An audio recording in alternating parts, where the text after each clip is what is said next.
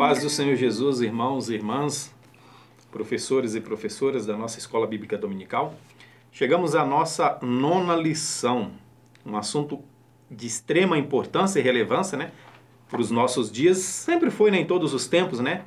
Mas nos dias que nós vivemos, como nós estamos acompanhando alguns trabalhos, algumas palestras, né, no nosso ministério, por exemplo, falando da relativização das coisas, né, do mundo, né, esse mundo relativizado. E aí entramos na nossa lição ímpios e justos debaixo do sol. Mais uma vez, irmãos, a gente gosta sempre de lembrar que o livro de Eclesiastes, Kohelet, aqui ele faz questão de deixar bem claro que toda a sua tese, né, toda essa sua tese, todo esse seu trabalho, essa observação, esse seu esquadrinhamento, ou seja, minucioso embaixo do sol, da vida, foi feito embaixo do sol, tá? Então nós vamos falar sobre ímpios e justos embaixo do sol. Jó, capítulo 21, versículo 7, diz o seguinte: por que vivem os ímpios? Olha a pergunta que Jó vai fazer. Por que vivem os ímpios? Por que chegam à velhice e aumentam o seu poder? A maldade do homem, do ímpio, ela sempre incomodou o homem justo, né? O homem de Deus. Aqui eu costumo dizer que quando nós não nos incomodamos com a injustiça que está ao nosso lado, é porque nós já estamos fazendo parte, né? Nós já estamos fazendo parte. Nós precisamos ficar atento. Quando nós olharmos para os atos de injustiça, irmãos, embaixo do sol, e nós não nos incomodarmos, nós não nos abalarmos, alguma coisa está errada, irmão Henrique. Portanto, estamos aqui com o nosso irmão Henrique, né, do Parque João Ramalho, para nós fazermos esse trabalho aqui junto. E a leitura bíblica está em Eclesiastes, capítulo 8, é curta, versículo do 10 ao 14, que vai tratar desse assunto, né? E também o 9, capítulo 9, versículo do 1 ao 3, poucos versículos. E aí nós entramos no tópico 1, justos e injustos perante o homem. Antes de nós chegarmos ao cerne da nossa questão, que é apresentar o conceito de justiça, né? E que a justiça do homem é a justiça de Deus, apesar de que a justiça, o sistema de justiça terreno do homem, ele é sim uma inspiração divina. O homem por si só, ele seria incapaz de qualquer ato moral ou cívico, né? De qualquer tipo de ato moral ou cívico. Portanto, mesmo olhando para vamos dizer assim, para os povos, né? Os povos do mundo, né? Os ímpios, a gente vai ver que Deus sempre teve cuidado da sua criação. Mesmo do ímpio, ele deu o sistema de justiça, o sistema ético, o sistema moral. A gente vê muito isso na filosofia. Eu sei que tem muitos crentes que não gostam de filosofia, tá, irmãos? Tem crente que não gosta de filosofia. Eu acho que é mal compreendido, é que não compreendeu a filosofia. Se você for olhar a filosofia por si só, é boa. A própria palavra já diz, né? Sabedoria, filosofia, filhos da sabedoria. Portanto, é uma busca pela sabedoria. Na minha visão, o único problema era quem é que esses filósofos serviam. Aí nós encontramos o problema. Mas quando você vai olhar, é um povo, né, principalmente os gregos, eles trataram muito exaustivamente dessas questões cívicas e morais. A questão da justiça, do homem justo. O que faz o homem justo? Os valores, né? Os valores. E quando nós olhamos para a filosofia, os valores da filosofia, entendendo a filosofia verdadeira, a gente vai ver que os valores são bons. Mas é como eu disse, o problema é que depois eles descambam para o lado errado, né? Eles vão para onde? Para o lado que eles são, né? Para o lado que estão. Vai sempre para o lado dos deuses, né? Mas em si, o conceito é bom, tá? Então, Deus coloca no mundo a garantia de que o homem não iria se destruir. O homem sem as bases morais e ética, ele se destruiria. Ele se destruiria. A sociedade sobreviveu até a chegada da palavra de Deus, essa luz que entrou e está entrando no meio do mundo, espalhando pelo mundo, ela sobreviveu como? Com os princípios éticos e morais inspirados por Deus. Aleluia. Povos bárbaros, terríveis, mas tinham seu código de ética, né? Olha que coisa! Matavam, violentavam, queimavam vivo, sacrificavam os próprios... Mas quando você começa a analisar essa sociedade, tinha um princípio ético e moral até mesmo no meio deles. Por quê? Porque senão eles se destruiriam. O ser humano se destruiria, né? Então, nós precisamos entender isso. Ímpios e justo perante o homem. E aí eu gosto de Provérbios, né? Do capítulo 10, 20, né? Do capítulo 10 ao 20 e do 16, que nós sabemos que o livro de Provérbios, ele não é só aqueles provérbios curtinhos, né? Igual muitos acham, né? Ah, Provérbios é aquilo. A beleza do homem tá não sei o quê. E aí acabou. Ah, amar a Deus tá assim, e acabou. Não. Mas o Provérbios, ele é bem dividido, né? Então, do capítulo 10 até o 20, né? Tem a questão aí que é de Salomão. Aí entra a questão daqueles provérbios, chamados provérbios de sentenças, que são curtos, né? É sentenças por causa disso, são curtos.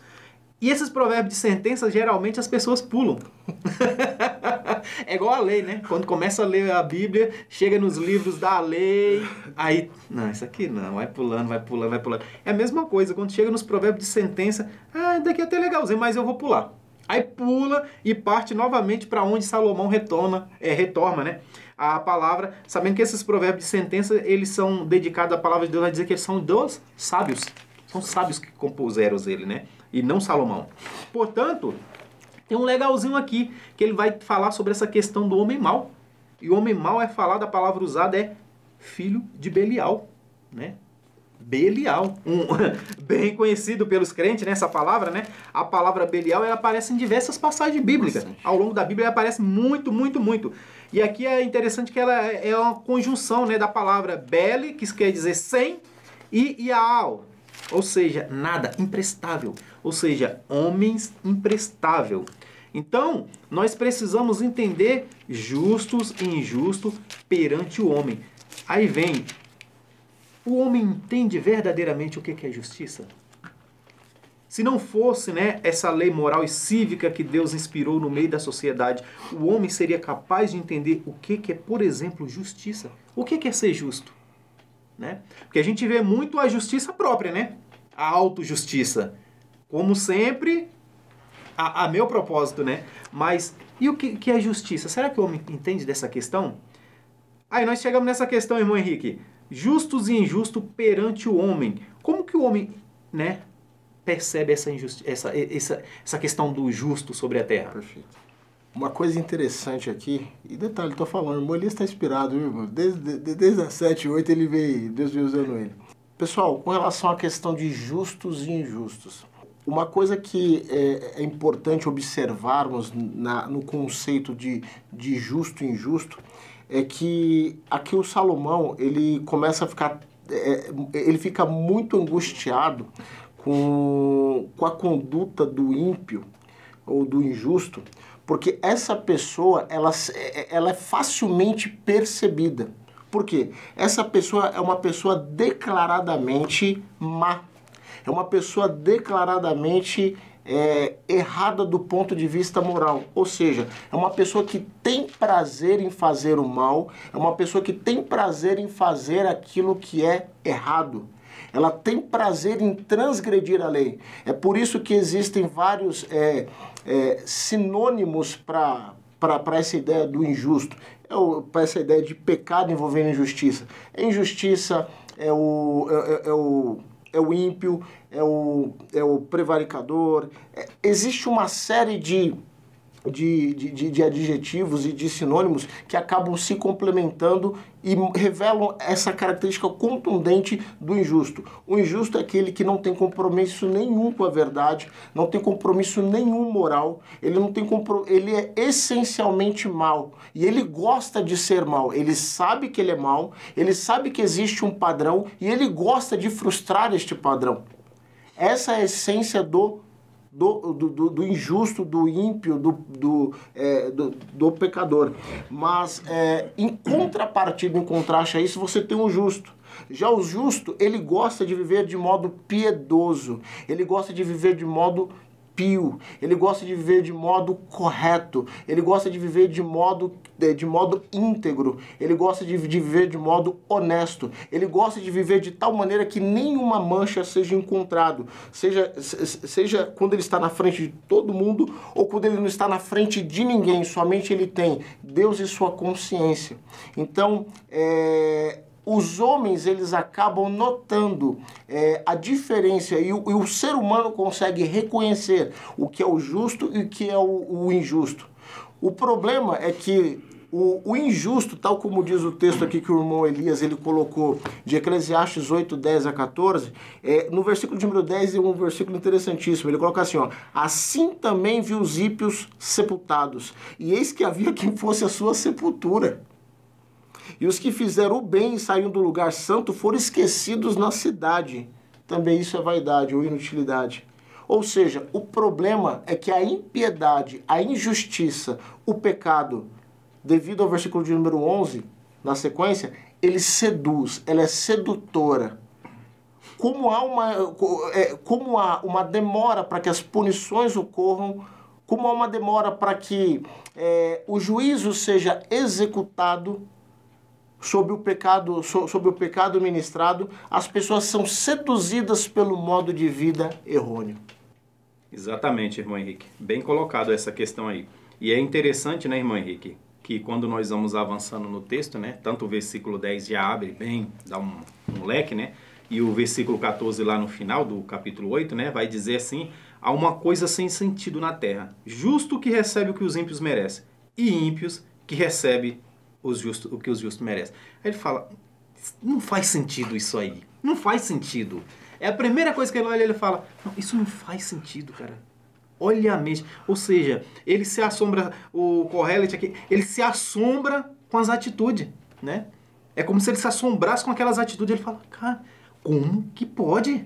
Como que pode uma coisa dessa, né? E isso incomoda ele.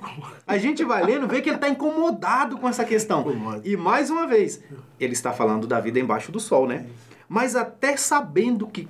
E é ele que fala, embaixo do sol, o tempo todo falando, olha, eu só estou observando embaixo do sol, não estou falando de Deus, estou falando do céu, estou falando embaixo do sol. Mas chegou uma hora que ele olhando para essas limitações dos homens, né, do seu tempo, né, e ele se incomoda de uma forma tão grande que ele começa a falar, isso não faz sentido, como que pode? Como que pode ser tão tolo, tão, né? Mas o interessante, quando ele chega lá no 9, o 1, ele vai dizer assim, refletindo em tudo isso. Aí ele para refletir, né? A conclusão que cheguei, ou seja, a conclusão de que os justos e os sábios e aquilo que eles fazem estão na mão de Deus. Ele fala, quer saber de uma coisa? Está na mão de Deus. Não vou questionar, não vou falar. Uma coisa é certa, está na mão de Deus, né? E aí ele fala, o que os esperam, se é amor ou ódio, ele fala, ninguém sabe. Aí a gente fala bem assim, né? Nós conhecedores da Bíblia, glória a Deus, nós temos uma inteirinha aqui, né? Na nossa mão. É fácil, é fácil. Salomão não tinha uma, né? Nós temos. A gente fala, como assim? Mas afinal de contas a gente não sabe o que espera. Salomão está falando que se espera o amor ou o ódio, ninguém sabe, né? Não, não é isso. Ele está falando, se é amor ou ódio, o que o espera? Ele fala, é decisão de Deus. Eu falo, não vou me meter, é decisão de Deus. É essa a questão. Não é que ele não sabe que o ímpio será punido, né? E que os justificados, né? Aí nós hoje em dia usamos justificados, porque na época de Salomão ainda não tinham justificados, né?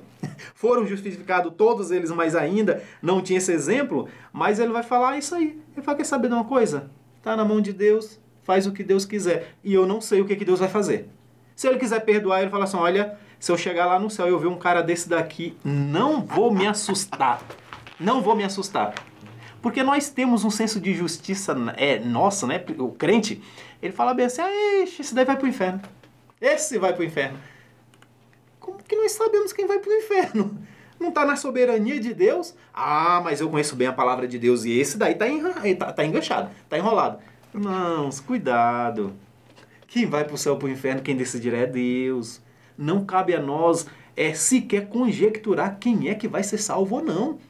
Como diz Salomão, ou seja, cuide de sua própria vida, né? Vamos cuidar da nossa própria vida. Salomão fala, vou cuidar da minha vida, que eu não sei o que Deus vai fazer desse cara aí. Portanto, deixa que Deus cuide dele. E aí nós entramos no tópico 2, irmão.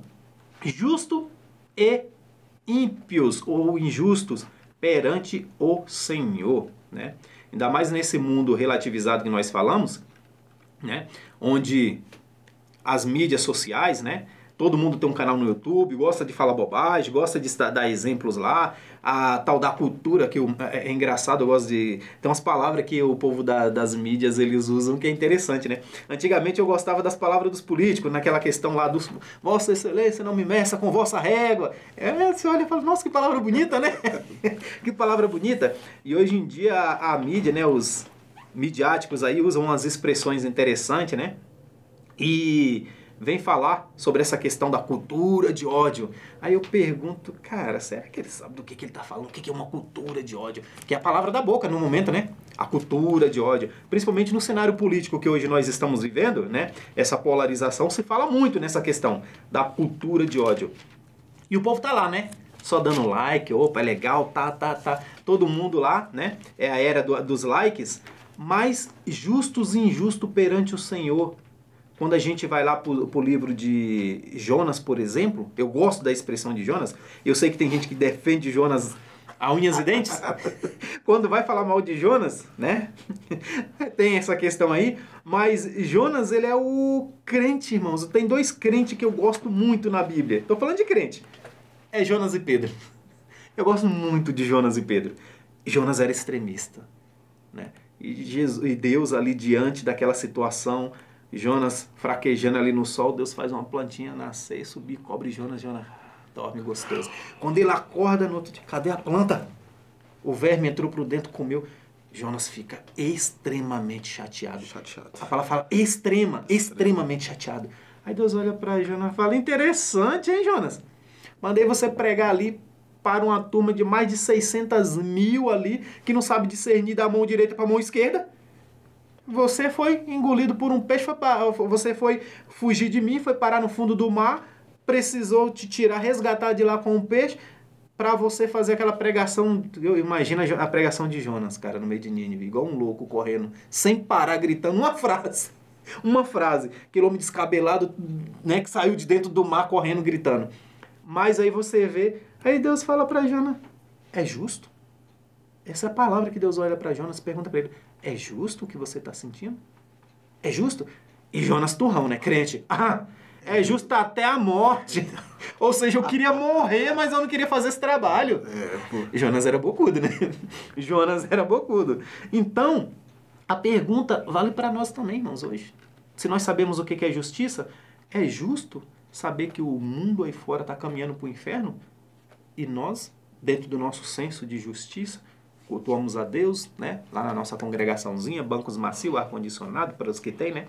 Ar-condicionado, confortável, e caminhando para o céu, enquanto a gente vê pessoas aí pelo mundo indo para o inferno, né? Aí Deus faria essa mesma pergunta para nós, é justo?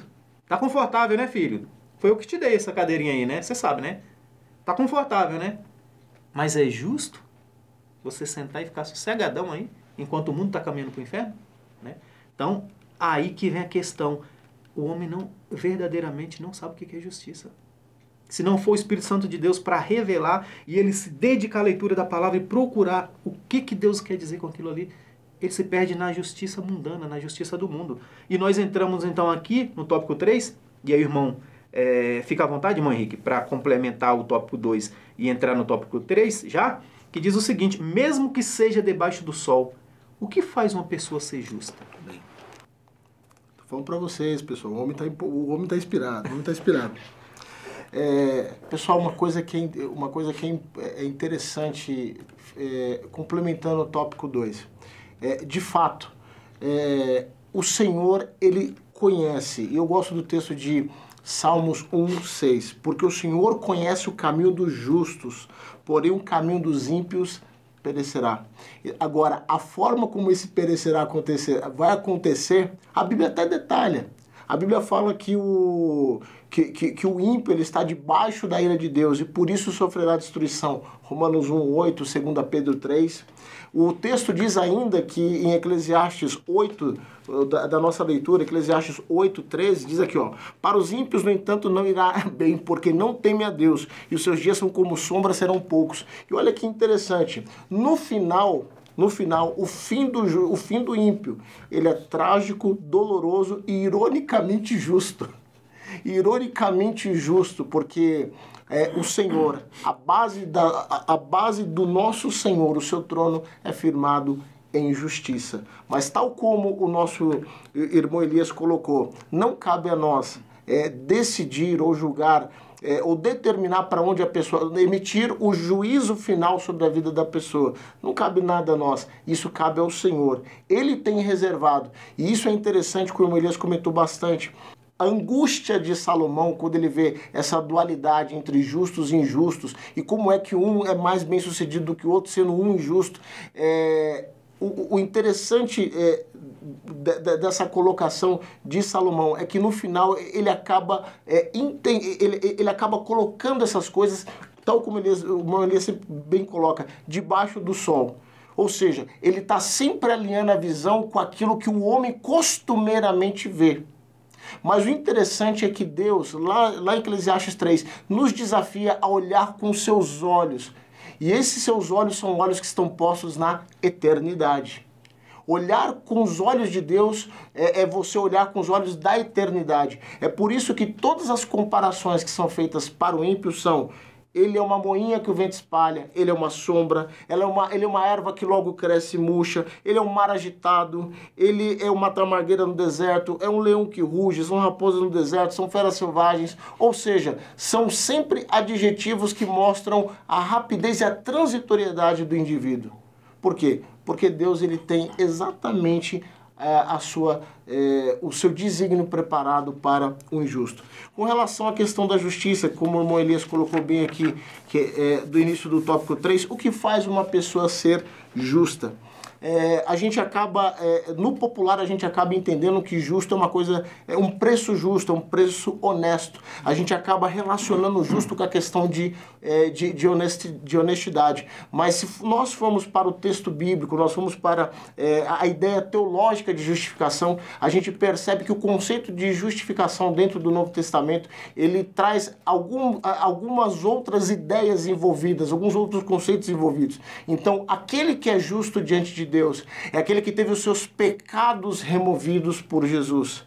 Esse é o primeiro ponto. Aquele que é justo diante de Deus tem a justiça de Cristo transferida para ele. Esse é o segundo ponto. E o terceiro ponto daquele que é justo é aquele que agora a sua sentença condenatória foi rasgada diante de Deus. Então, ou seja, ele mudou a posição dele diante de Deus por aquilo que Cristo fez nesses dois últimos conceitos. Ou seja, ele estava declarado como culpado, como criminoso, como morto. Ele estava sentenciado à ira de Deus e essa posição mudou. Então, esses três conceitos são o que carregam o conceito de justiça para nós dentro do conceito bíblico. Amém. Depois de tudo isso aí, não tem nem o que falar. Eu acho que é melhor nem falar, viu, irmão? Como diz o Salomão, fale pouco. Vamos falar pouco. Mas aí nós chegamos, né, o irmão Henrique, no tópico 4, sobre a questão do dilema de Abraão e a cidade dos 10 justos. Cara, olha, essa é excelente, né? Rapaz. Você vê que Abraão, ele não estava preocupado com ele não estava preocupado com Ló. Ele sabia que Deus estava ali e que Deus iria resgatar a família de Ló, né? Do seu sobrinho. Ele não estava preocupado com Ló. Ele estava preocupado com aquele povo, um povo mau, né? A gente vê o ponto da palavra hoje, sodomia, né? Ser relacionado àquele povo, da maldade, a sodomia em si e tudo mais. A questão, hoje em dia, né? A gente precisa entender a sodomia, porque é algo que está bem presente no mundo, né? Vê que aqueles homens queriam possuir aqueles viajantes, assim, que colocaram, né? Os viajantes queriam possuí-los, né? Então, a gente vê o estado em que estava Sodoma e Gomorra. E Deus falou, olha, Abraão, eu vim para destruir. Eu vou destruir. Ele não fala bem assim, olha, eu vim analisar. Ele fala, não, eu desci para destruir. Eu vim destruir Sodoma e Gomorra. E se Deus vai destruir Sodoma e Gomorra, ele já deixa bem certo. Ele fala, porque a medida do pecado deles atingiu, acabou. Eles atingiram a cota deles. E eu fico imaginando, cara, o que é necessário para que se atinja a cota de pecado? Deus falou, olha, quer saber de uma coisa? Eu vou fulminar esse povo. Olha, esse povo foram longe. E Abraão está preocupado com esse povo ainda. Está entendendo o coração de um crente verdadeiro? De um crente, de um homem que anda com Deus verdadeiramente? E Abraão andava com Deus? Ele estava preocupado com aquele povo. Ele falou, Senhor, mas não tem como salvar alguns, né? Aí tá, 50, Senhor. E aí ele vai descendo, tá, tudo bem, vamos fazer tal, X50. Até ele chegar nos 10, ele fala, Senhor, mas e se eu achar 10, Senhor? E Deus vai para Abraão e fala, Abraão, vamos fazer o seguinte, você achar até um, eu poupo a cidade. Mas vê que não tinha uma pessoa justa naquela cidade. Mas o que a gente olha nesse embate aqui é o coração de Abraão. A preocupação de um homem que foi justificado, que tem a sua justiça em Deus, ele tem a preocupação com o próximo. Ah, mas é ímpio, é perverso, é sei lá o que mais. Matou. Né? Hoje em dia é muito falado nas mídias, principalmente nos jornais televisivos, que é mais sangue do que outra coisa, né? E a gente olha e quando vê uma certa situação de alguém que foi morto pela polícia, aquele homicida que foi morto com a polícia na troca, você fala bem assim, demorou, um a menos. Abraão não. Abraão fala bem assim, Senhor, não dá para salvar nem que for um pouquinho deles. É uma cidade imensa, não dá para salvar alguns. Poxa, nessa cidade tão grande, não tem um pouquinho, uns 50, Senhor, pelo menos. Então você vê que o coração de Abraão estava voltado para a misericórdia de Deus, ele estava apelando para a misericórdia de Deus, para que Deus poupasse aquele povo. Ele fala, poxa, então vamos salvar alguns pelo menos, né, já que o Senhor vai destruir a cidade. E esse sentimento aqui nós temos que ter. Nós que somos cristãos devemos olhar para essa Sodoma e essa Gomorra que está ao nosso redor, né? E a gente ter o mesmo sentimento que Abraão, falar, Senhor, salva pelo menos 50 aqui, salva pelo menos esse daqui, Senhor, né? O comprometimento com Deus. Então, é uma passagem muito boa, né? Excelente para nós analisarmos. E aí a gente entra já na questão de Asaf, né? Do Asaf, quando ele olha a vida do ímpio, né? E isso é bem comum nos nossos tempos, né? Principalmente já na questão jovem, né? Como eu digo, ainda não teve tempo, né, para passar pela maturidade da vida, não teve algumas experiências e a experiência vai nos moldando, né? A experiência nos molda e o mundo hoje em dia ele é altamente sedutor para o jovem, né? Principalmente para o jovem, ele investe muito na sedução ao jovem, né? Então, a gente vê que Asaf, ele olhando para aquela situação do ímpio, e ele fala, poxa, mas chegou ao ponto dele questionar, para que então que eu sirvo a Deus? Para que eu sirvo a Deus? Olha para esse povo. E ele começa a relacionar a vantagem desses homens ímpios e chega um ponto que ele fala assim, parece que eles nem adoecem, são belos, são fortes, e começa a dar as características e fala, poxa, para que então? No entanto, quando ele busca a Deus, olha onde ele vai encontrar a resposta. Na casa do Senhor. Quando ele vai orar a Deus, quando ele vai falar com Deus, Deus fala, olha, Asaf, não é bem assim, filho, não é bem assim. E o Senhor vai mostrar para Asaf o fim do ímpio. Então, irmão Henrique, para nós finalizarmos aí o dilema de Asaf, os bem-aventurados ímpios, né? Fique à vontade para fazer as considerações, o encerramento para nós nessa questão aí. Irmãos, tal como nós colocamos no ponto anterior, né? Os ímpios, eles são sedutores. Seu modelo de vida é sedutor. Colocou em Eclesiastes, a gente leu o texto de Eclesiastes 8:10 que mostra que no enterro deles tinha gente que tinha ido no enterro chorar o ímpio. Por quê? Porque eles são extremamente sedutores. E não só são extremamente sedutores, mas são também extremamente persuasivos. O seu modelo de vida é persuasivo. Tal como a gente colocou, como a impunidade, como eles vivem debaixo da impunidade, eles são extremamente persuasivos pelo seu modo de vida. É isso que está lá em Judas, no capítulo número 4. Eles entram a ponto de dissolver a graça de Deus, convertem a verdade de Deus, relativizam tudo. E o Asaf, ele enfrentou esse grande dilema da vida dele, tal como o irmão Elias colocou, lá no Salmo, no capítulo número 70, no Salmo 73.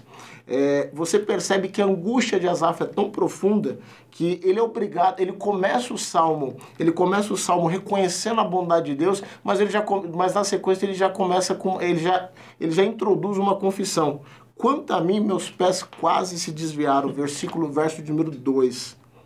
Pouco faltou para que escorregasse os meus passos. Ele falou assim, eu sou ministro de louvor, toco na banda, tô lá, dirijo o coral, ajudo todo mundo, só que tem um porém, para mim foi difícil. Eu cheguei ao ponto de abandonar tudo e jogar tudo pro alto. Por quê? Aí ele fala no versículo de número 3, porque eu tinha inveja dos soberbos.